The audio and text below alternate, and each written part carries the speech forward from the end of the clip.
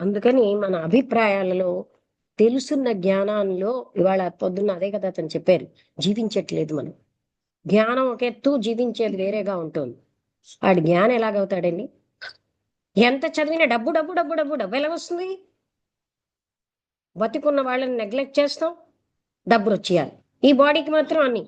ఈ రోజు మనం నెగ్లెక్ట్ చేసిన పరిస్థితి మనకి రేపు వస్తుంది. కర్మ సిద్ధాంతం మర్చిపోతే ఎలాగా? కర్మదేవతలు మనకి అన్ని ఇస్తారే. నేను డబ్బు సంపాదించుకున్నానుగా కర్మదేవతల్ని కొనేసుకుంటానంటే అవదు. యమధర్మరాజుకు లంచం ఇస్తానంటే అవదు. అవునా కాదా? సో ప్రతి సెకండ్ కూడా మూలతత్వాలను నిర్భయముగా ప్రకటించుట అన్నారు. మూలతత్వాలను అవగాహన చేసుకుని వాటిని ప్రకటించగలగాలి మనం. ప్రకటించడమే కాదు, జీవితంలో డైజెస్ట్ చేసుకుని జీవించడం రావాలి. లేకపోతే ప్రతి క్షణం ఇవాళ నేను ఇప్పుడు చెప్తున్నాను కదా, ఇవన్నీ మీరు అంతా మీరు ఆలోచించుకోవాలి. నిజంగా నేను ఇది నెగ్లెక్ట్ చేయడం వల్ల ఎంత నాకు వచ్చింది డైరీ రాసుకోండి. మీరు దివ్యజ్ఞాన సమాజం మానేసి మరే పనులైనా చేసుకున్నారు, విలువ కొంత కాదు తెలిసింది. అంత యంగ్స్టర్స్ అందరూనండి. ఆ రోజు అక్కడ చెప్తూ ఉంటే 6 చెప్పారు. అందులో తేజ, సురేష్, అతనైతే యంగ్ గాని చాలా వేలు అంటే పెద్ద జీతం ఉన్న ఉద్యోగం వదిలేసి దివ్యజ్ఞాన సమాజం కోసం తక్కువ జీతానికి ఉన్న ఉద్యోగానికి జాయిన్ అయ్యాడు. ఆయన లెక్చర్ ఎంత అద్భుతంగా చెప్పాడు. వాళ్ళందరూ 30 years లోపు వాళ్ళని.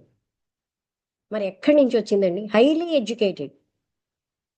అంత బాగా అధ్యయనం చేసి నాకు ఆశ్చర్యం కలిగింది. మన వాళ్ళు ఇక్కడ అందరూ మా సెక్రటరీ గారు వచ్చారనమాట అక్కడికి, హైదరాబాద్ నుంచి వరంగల్. ఇదేమిటండి ఇంతమందికి వీళ్ళు ఇవ్వగలుగుతున్నారు, మనం ఎందుకు ఇవ్వలేకపోతున్నాం ఛాన్స్ అన్నారు. అదే టైంలో ఇంతమంది మాట్లాడారు. మన వాళ్ళు 3-4 మాట్లాడుతున్నారు. ఆయన అది అది చూసుకోగలగాలి మనం. మనం ఎందుకు అంతమందికి ఇవ్వలేకపోతున్నాం అని అని అన్నారు. ఆ తర్వాత అండి, వాళ్ళు యంగ్స్టర్స్ అయినా వాళ్ళు చదివారు, మనం ఎందుకు చదవలేం? మనకి బద్ధకం, మనకి ఇష్టం లేదు. డబ్బులు వస్తాయంటే పని చేస్తాం. అశాశ్వతమైన వస్తువులకి ఇచ్చే ఇంపార్టెన్స్. అసలు జగత్తు అద్దంలో ప్రతిబింబం అని దత్తాత్రేయుల వారు త్రిపుర రహస్యంలో చెప్పారు. అటువంటిదే మనం జీవితం అంతా స్పెండ్ చేస్తున్నాం. మానసిక శారీరక శక్తులన్నిటిని.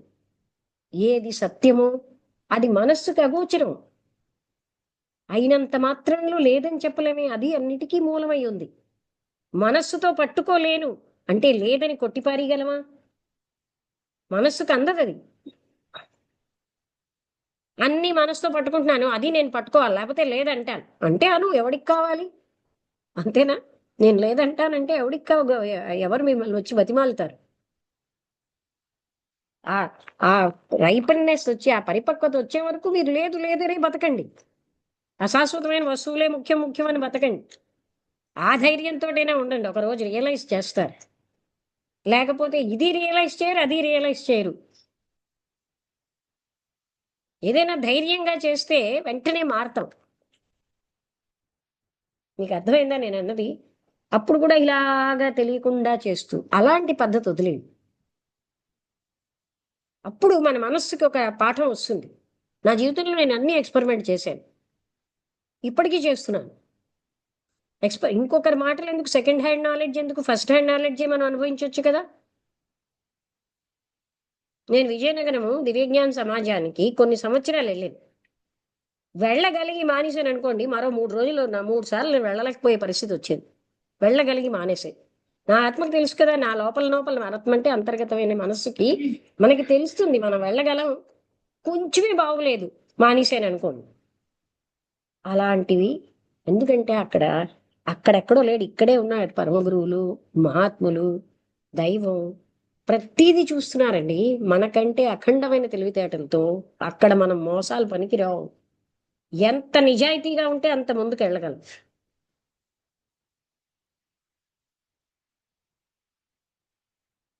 అందుకని ఇక్కడ మనం ఏదైనా ఒక డ్యూటీ మనకి ఇచ్చారంటే ఆ డ్యూటీని మనం ఎంత త్రికరణ శుద్ధిగా చేస్తున్నాం అనేది కూడా అక్కడ రికార్డ్ అవుతుంది. ఒక టీచర్ పోస్ట్ అవ్వచ్చు, డబ్బు కోసమే చేస్తున్నావా, లేకపోతే నాకు ఇచ్చిన ఉద్యోగాన్ని ప్రజలకి హెల్ప్ చేయడానిక, ఆ పిల్లల్ని బాగుపరచడానికి, ఆ పిల్లలు బాగయ్యి వాళ్ళు ప్రజలలో సత్శక్తిని పెంచుతారని చేస్తున్నాను. ఇంటెన్షన్ ఈజ్ కర్మ. డబ్బు ఎలాగా వస్తుంది దానికోసం చేయకపోయినా. అలాగే మన ఇంటెన్షన్స్ అన్ని ప్యూరిఫై చేసుకుంటే మన జీవితం ఎంత బాగుంటుందండి. ప్రతి కర్మ పవిత్ర కర్మ అయిపోతుంది కదా. ఇప్పుడు నేను ఏదో చెప్పాలని ఇలా చూసి ఇలా చూసి ఇలా చూసి చెప్తే మీకు ఎలా ఉంటుందండి? ఈవిడ ఎప్పుడు వదిలేస్తుందా అనిపిస్తుందా లేదా? ఇలా చూసి మళ్ళీ చూసి ఇలా చూసి మళ్ళీ ఏ లైన్ మిస్ అయిపోయినా అంతేనా? ఇన్స్పిరేషన్ రాదండి. ఇన్ఫర్మేషన్ కాదు లెక్చర్లో కావాల్సింది కదా. ఇన్ఫర్మేటివ్ లెక్చర్స్ ఎన్ని ఉంటాయో, అంటే మీరు ఆచరిస్తే ఇన్స్పిరేషన్ వస్తుంది ఎదురు. కనుక మనం లెక్చర్ ఇచ్చేటప్పుడు కూడా తెలుసుకుని అవగాహన చేసుకుని చెప్పినప్పుడు వేరేగా ఉంటుంది. అది అందులో సత్యం ఉందా లేదా అని ఎవరైనా దాన్ని వెరిఫై చేసుకోవచ్చు. మనందరికీ భగవంతుడు ఒక శరీరం ఇచ్చాడు, మనందరం వెరిఫై చేసుకోగలమండి. ఇవన్నీ ఎక్స్పెరిమెంట్ గా చేసి చూడండి నిజమా కాదా అని. ఒక ఎండ్ మనసులో పెట్టుకోకండి, ఎండ్ పాయింట్ పెట్టేసుకోండి. దైవం కంటే భగవంతుడు ఏంటి గొప్ప, డబ్బు కంటే భగవంతుడు ఏంటి గొప్ప అనుకుని మొదలులోనే రిజల్ట్ ఓరియంటెడ్ పెట్టేసుకుంటే మనకు అదే వస్తుందండి.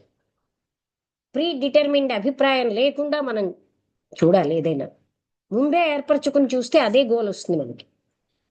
మీకు అర్థం అవుతుందా? ఎవరికైనా అర్థం కావట్లేదా? మనం ముందే ఊహించేసుకుంటాం ఇదే ఫలితం, ఇది ఇన్నే రైట్ అనాలి, నేను అదే రైట్ అంటాం. అది కాదు. అందుకని ప్రతి నిత్యము కూడా మనం క్యాలిక్యులేట్ చేసుకోపోయినా మన ప్రతి మూమెంట్ అక్కడ క్యాలిక్యులేషన్ వెళ్ళిపోతున్నాయి. అది మనం గ్రహించుకుంటే మనం ఏ విధంగా పని చేయాలి, ఎంత alert గా ఉండాలి, మూమెంట్ టు మూమెంట్ అవేర్నెస్ ఎంత అవసరం, ఇవన్నీ మనకు అర్థం అవుతాయి. మన ఇంటెన్షన్స్ ఎంత ప్యూరిఫైడ్ గా ఉండాలి, ఇంటెన్షన్స్ లో ఇంత మలినం పెట్టుకున్నా అది ప్యూరిఫైడే అని వాదిస్తే లాభంలే. కామ్యకర్మలు చేస్తూనే నిష్కామ కర్మ చేశానని వాదిస్తే అది ఎక్కడ ఎవరికి వెళ్తుంది? కర్మదేవతలు దాన్ని మీ వాదనని బట్టి తీసుకుంటారా? వాళ్ళు బ్లైండా? అందుకని మిమ్మల్ని మీరు మభ్యపెట్టుకుని ఎదుటి వాళ్ళని మభ్యపెట్టి ఆ దోషం మీకు వస్తుంది దానివల్ల. ప్రతి దగ్గర మనం కామ్యకర్మ కాదా అన్నది బయట డబ్బులతోటే కాదండి. ఫలితం వీళ్ళందరూ బాగుందనాలని నేను ఆశిస్తాను అనుకోండి, అది కామ్యకర్మే. అర్థమైందా మీకు? మీరు చెప్పారు కానండి మాకు ఇది కరెక్ట్ గా అనిపించలేదని మీరు అంటే, నేను అనిపించాలని అనుకుంటే కదా నాకు బాధ వస్తుంది. ఎందుకు అనిపించలేదని నేను అడుగుతాను. తెలుసుకోవాలి కదండి, మళ్ళీ మనం రెక్టిఫై చేసుకోవాలి కదా. ప్రతి నిమిషం డెవలప్ అవ్వాలి అందరూ. అందుకని ఇదేం శాసనాలు కావు, ఎవరికి వారు ఎక్స్పెరిమెంట్ చేసి తెలుసుకోవచ్చు. మా సొంత అత్తేనండి, డబ్బులే లేకుండా ఒక పూట పిల్లలకి తిండి లేకపోతే అలాగే వాళ్ళకి భోజనం లేకుండా పడుకోండి అని చెప్పేది. అలాంటి వాళ్ళు ఎంతో బాగా వాళ్ళకు ఉన్నటువంటి బాగా చదువుకుని వాళ్ళు ఇతర కంట్రీస్ కూడా వెళ్ళారు. ఆమె ఒక్కరోజు తన సెల్ఫ్ రెస్పెక్ట్ వదిలేసి, అంటే ఆత్మగౌరవం నాకు ఇవ్వవా డబ్బులు అని ఎవరిని అడగలే. అడగనంత మాత్రంలో వాళ్ళు ఎలాగ వెళ్ళారు అనేది ఆశ్చర్యంగా అనిపించదు? డబ్బులో డబ్బులో అని మనం వెనక పడుతున్నాం. ఇది నేను అలాగే మాకు ఒక ప్రైవేట్ అమ్మగారు ఉండేవారు, ఆవిడ కూడా అంతే నిష్కామ కర్మ యోగని వాళ్ళిద్దరికీ నేను పేర్లు పెట్టాను. ఆమె అంత ఆస్తమాన అలాగే నలుగురు ఆడపిల్లలు, ఒక్కరిని ఒక్కరోజు డబ్బులు ఉట్టినే ఇమ్మని అడగలేదు. అందరిళ్ళకి వెళ్ళి పాఠాలు చెప్పి నలుగురు ఆడపిల్లలకి విద్యావంతులను చేసి పెళ్లిళ్ళు చేశారు. ఇవన్నీ మనకి నేర్చుకోవాల్సినవేనా కాదా? దగ్గరున్న వాళ్ళని మనం పట్టించుకోం. ఎక్కడో మహాత్ముడు ఒక కాషాయ వస్త్ర గెటప్ లో ఉండాలి, ఒక పీఠం మీద కూర్చోవాలి, వాడే మహాత్ముడు.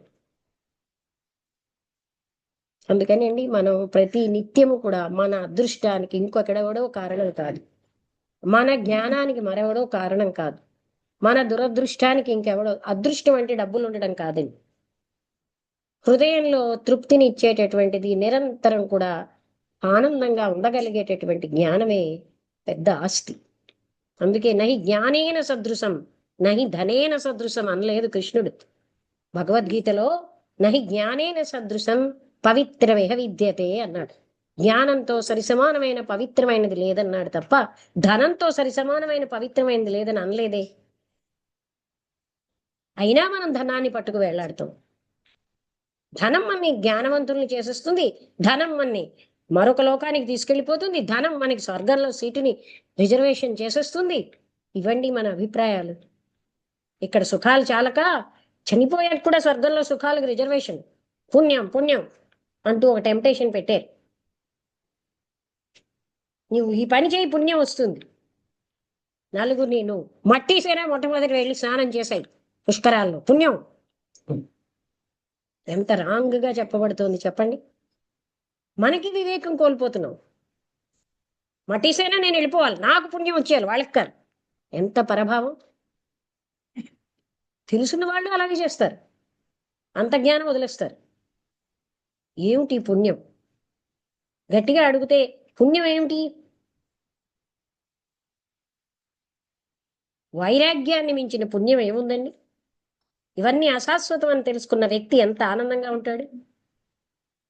ఒకనాడు ఈ శరీరం వదిలేయాలి, అందరూ వదిలేస్తారని తెలుసుకున్న వ్యక్తి ఎంత హ్యాపీగా ఉంటాడు. నైరాశ్యం ఎందుకు ఉంటుందండి? వదిలేయాలి. వదిలి నువ్వు అని పట్టుకుని వేలాడితే ఆయన సరే సరే నువ్వు వదిలిస్తున్నావా, నువ్వు పట్టుకు వేలాడినావు ఉండి అంటాడా? ఇవన్నీ మనం నిరంతరం జరుగుతున్నవి మనం చూసుకుంటూ మన ఆలోచనలు ఎలా ఉండాలి, ఎంత వైరాగ్యం అన్నది సంపదని ఎందుకన్నారండి పెద్దలు? వైరాగ్యం వచ్చిన వ్యక్తి హ్యాపీగా ఉంటాడు, క్షణక్షణం హ్యాపీగా ఉంటాడు. వైరాగ్యాన్ని మించిన సుఖం లేదు. అది తెలియక ధనమో ధనమో అని ఏడుస్తారు అందరూ. సరే ఇంత ధనంలో ఏమిటి చేసుకుంటారు? సడన్ గా ప్రాణం పోతుంది, అది అక్కడ. అవునా కదా? ఎంతో కష్టపడి ఇల్లు కట్టుకున్నవాడు ఇల్లు పూర్తయ్యే లోపల చచ్చిపోతాడు. ఒక శరీరం 10 ఇళ్ళు ఉంటాయి, పోని 10 ఎందరో యోగులకిట ఒకేసారి 3 చోట్ల ఉండే శక్తి ఉంటుంది. మనకు అది లేదు. 4 ఇళ్ళు ఉంటాయి కానీ 4 చోట్ల ఒక దగ్గర ఉండలేము కదా. పోనీ ఆ శక్తి లేదు మనకి, ఒక దగ్గరే ఉండగలం. అందువల్ల వివేకంతో మన జీవితాన్ని బాగు చేసుకోవడం మనం చేయాలండి. ఆశ ఆశ ఆశ ఇది ఒక వ్యసనం. డబ్బులు ఇంకా ఇంకా సంపాదించాలి. ఆ వ్యసనం మనిషిని ఎంత వినాశనానికి దారితీస్తుంది అని ఎవరైనా చూస్తున్నారా? ఒక్క క్షణం ప్రాణం పోతూ అప్పుడు మన జీవితం అంతా రీల్లా తిరుగుతుందండి. ప్రాణం పోయే ముందు మనం చేసినవన్నీ మనకి ఇలా తిరుగుతాయి. అప్పుడు అయ్యో మనం అవకాశం ఇస్తే తప్పులు చేయను అనిపిస్తుంది, కానీ రాదు. అలాంటిది ఇప్పుడే ఊహించుకుని మన జీవితాన్ని సరిచేసుకుంటే తప్పేం లేదుగా. అందుకని తన అదృష్టానికి తానే కారకుడు, తన దురదృష్టానికి మరెవ్వరూ కారకులు కాదు. తను చేసిన కర్మే కారణం. తానే అంటే అర్థం ఏంటండి? అంతే. మరెవరో చేసేస్తారనుకోవడం అజ్ఞానం. అయితే నాకు రోగం వచ్చింది అని ఎవరో మన దగ్గరికి వస్తుంది, నీ కర్మ నీకు వచ్చిందని అనకూడదు కదా. ఎందుకనని? మనం ఒక రకమైనటువంటి నాలాంటి వాడే అని అప్పుడు కారుణ్యం చూపించడం మన ధర్మం. లేకపోతే డాక్టర్లు అక్కర్లేదు, హాస్పిటల్ అక్కర్లేదు. అంత నిర్దాక్షిణ్యంగా అంటే అక్కడ మన హృదయంలో కారుణ్యం అన్నది ఉన్నప్పుడు ఆటోమేటిక్ గా అక్కడ ఫలితం ఆశించకుండానే మనం అన్ని చేస్తాం. ఓకే అండి, ఇక్కడితో ముగిస్తున్నాను, ఎందుకంటే ఇది అంతు లేని టాపిక్. ఇప్పటికీ ఇంకా చాలా ఇందులో చెప్పుకోవాల్సింది ఉంది. మంచినీళ్ళు తాగుతారా? అయితే డౌట్స్ ఏమైనా అడుగుతారా?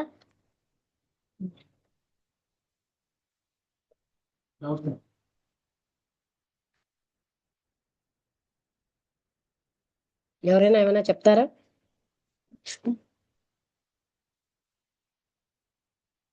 ఆలోచించే శక్తి మనిషి ఒక్కడికే ఉందంటారా? మిగిలిన జీవులు కూడా ఆలోచిస్తాయంటారా? అంటే ఆలోచన కాకపోయినా సటిల్ గా కొంత మనశ్శక్తి ఇక్కడ పనిచేస్తోంది, కానీ మనిషికి ఉన్నంత ప్రజ్ఞావంతమైన స్థితి జంతువులకు లేదు. అంటే అంత, కానీ వాటికి కూడా మీరు ప్రేమతో పెట్టినప్పుడు ఆ జంతువులు బాగా ఉంటాయి. ప్రేమతో పెట్టిన భోజనం అవి తినవు. వాటికి బాగా మీరు ఎక్స్పెరిమెంట్ చేస్తే మీకు తెలుస్తుంది. మనిషే కాదు జంతువులకు కూడా ప్రేమ అన్నది, అది వాళ్ళు ఎలా తెలుసుకుంటాయో ప్రేమతో పెట్టేవాడి దగ్గరగా వచ్చేస్తాయి. అవి అసహించుకుని పెట్టేవాడు వాళ్ళు చీచి అనకపోయినా వాడి నుంచి దూరంగా ఉంటాయి. చూడండి మీరు కావాలంటే. అంటే వాటికి కూడా కొంత ఉంది, కానీ ప్రజ్ఞాశక్తి వికాసం మనిషికి ఎక్కువ కాక మనుష్య జన్మలో మాత్రమే ఆ పరమాత్మ తత్వాన్ని రియలైజ్ చేయగలిగే స్థితి ఉంది. ఇంకా ఏ ఇతర జంతువులకి లేదు అది. అంత ఆ ఆపర్చునిటీని అంటే దుర్లభమైన మానవ జన్మ మనకు వచ్చిన ఆపర్చునిటీ వదిలేస్తున్నాం మనం. టైం అంతా వేస్ట్ చేసుకుంటాం. అశాశ్వతమైనటువంటి వస్తు సముపార్జనని చేసే ధనార్జనలోనే చచ్చే వరకు ఉంటాం. ధనం లేకపోతే ఎలాగా? నా మనవలకి నా పిల్లలకి, మనవలకి, మునిమనవలకి నేను సంపాదించి పెట్టియాలి అంటే వాళ్ళు అసమర్థులే. నేనే సమర్థవంతుడిని అర్థం కదా. ఆ అసమర్థుల్ని కంటారనమాట వాళ్ళ వంశం అంతా. వీడు సంపాదిస్తున్నాడు అంటే అర్థం ఏమిటండి? వీడు ఏదైతే ముఖ్యమో ఆ ధనాన్ని సంపాదించట్లేదు.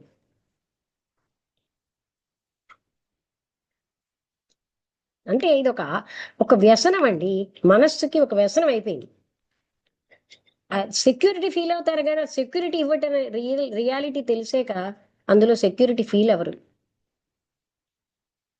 అవునా కదా? ధర్మానికి ఉన్న బలం ధనానికి లేదండి.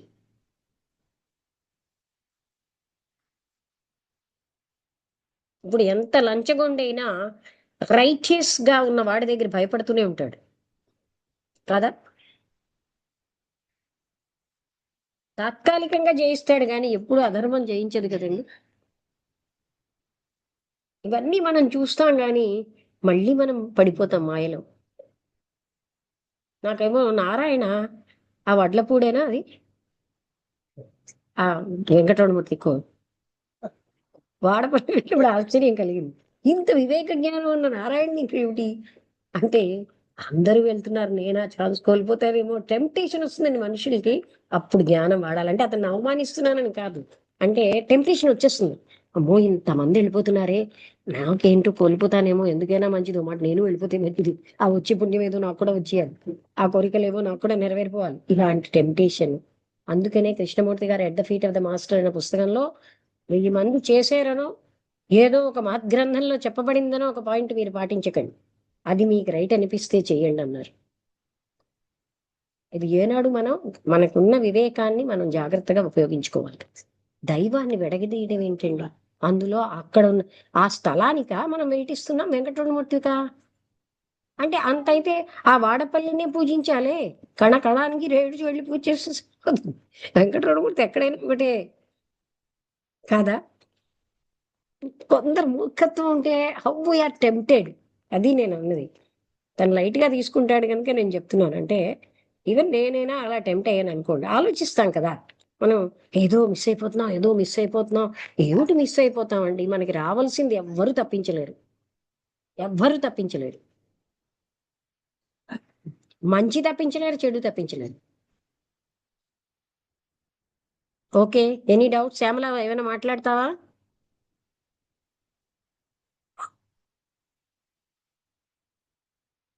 మీరేమైనా డౌట్స్ అడుగుతారా? అయితే ముగించేస్తాను. భగవంతుడి దగ్గరికి విష్ణుమూర్తి వచ్చి ఆ, అడుగుతాడు, "నీ సేవకుడిని ఏమైనా చేయమంటావా" అనేసి విష్ణుమూర్తి ఎవరి దగ్గరికి? ప్రహ్లాదుడి దగ్గరికి. కరెక్టే. నువ్వు నాకు సేవకుడు ఏంటి? విష్ణుమూర్తే కాదండి, వినండి. నారాయణ మహారాజ్ చెప్పేవారు, సద్గురువు కదా ఆయన, అంటే రియలైజ్డ్. ముక్కోటి దేవతలు అక్కడ జీ హుజూర్, మీరేం చెప్తే అది చేస్తామని ఉంటారట. ఒక సత్ అంటే ఆ సత్ జ్ఞానం తెలుసున్న వాళ్ళ దగ్గర దేవతలు అందరూ ఉంటారు. వాళ్ళకి ఏ కొదవ ఉండదు. అందుకే మహారాజ్ విష్ణుమూర్తే కాదు, సకల దేవతలు సేవకులుగా ఉంటారు. ఎందుకంటే దేవతలు కాదు, దేవతల కంటే ఆ దేవతలు కూడా పరమాత్మతత్వం లేకపోతే పనిచేయలేరు. అది మనం పట్టుకున్నాం. అప్పుడు దేవతలు అక్కడ ఏం చెయ్యమంటే అది చేస్తామని ఉంటారండి. ప్రహ్లాదుడి దగ్గరే కాదు, అలాంటి రియలైజ్డ్ పీపుల్ అందరి దగ్గరే ఉంటారు. ఆ నారాయణ మహారాజు గారు జనం ఎక్కువ రాలేదంటే రావాల్సిన వాళ్ళందరూ వచ్చారన్నారు. అంటే ఎవరు? సకల దేవతలు వచ్చి కూర్చున్నారు ఇక్కడ. ఆ దృష్టి మనకి లేదు కనుక తెలుసుకోలేకపోతున్నాం. సద్గురువులు అందరూ వచ్చి ఉన్నారట అక్కడ. ఏంటి ఆ యజ్ఞాన్ని అంటే మనకి భౌతికమైన నేత్రాలతో కనబడితేనే రైట్ అనుకుంటున్నాం. దానికి అతీతంగా అసమర్థులం చూడడం. మనకి రాదు. మనకి రాదు కనుక చూసే వాళ్ళకి అది లేదంటాం. ఎంత మూర్ఖులం అంటే. అందుకని ఒక రియలైజ్డ్ సోల్ దగ్గర సకల దేవతలు ఏం చెయ్యమంటావు అని కూర్చుంటారు. వాళ్ళు ఆయన ఆశ్రయంలో ఉంటారు. అర్థమైందా? అందుకని అన్నిటికంటే గొప్పది ఏమిటి అంటే ఆత్మస్థితిలో ఒక సెకండ్ ఉండడం. మనం మలయాళ స్వామి రాశారు, అది మీరు విన్నారు కదా.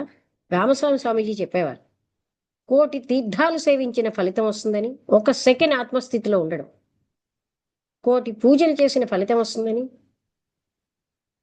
తీర్థాలంటే తెలుసు కదండి, పుణ్యక్షేత్రాలు. అలాగే ఎన్నో నదుల్లో స్నానం చేసిన ఫలితం వస్తుందని చెప్పేవారు. అంటే మనకది అబ్బక, అంటే మనకది కష్టం గనక బయట వాటిని ఇంద్రియాలతో పట్టుకుందాం. ఆ సుఖం మనకి ఎలాగ రాదు, ఈ సుఖమైనా వస్తే చాలే అని పట్టుకుంటాం. ఇది ఎన్నాళ్ళు ఉంటుంది? ఏ సుఖం గట్టిగా అనుభవిస్తే జబ్బులు వచ్చేస్తాయి. అవునా కదా? దానికి అక్కడే ఉంది విరుగుడు.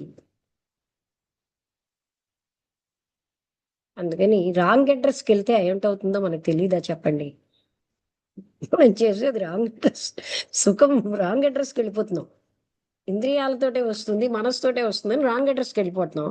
కనుకే మనకి ఇలాంటి గతి పడుతుంది.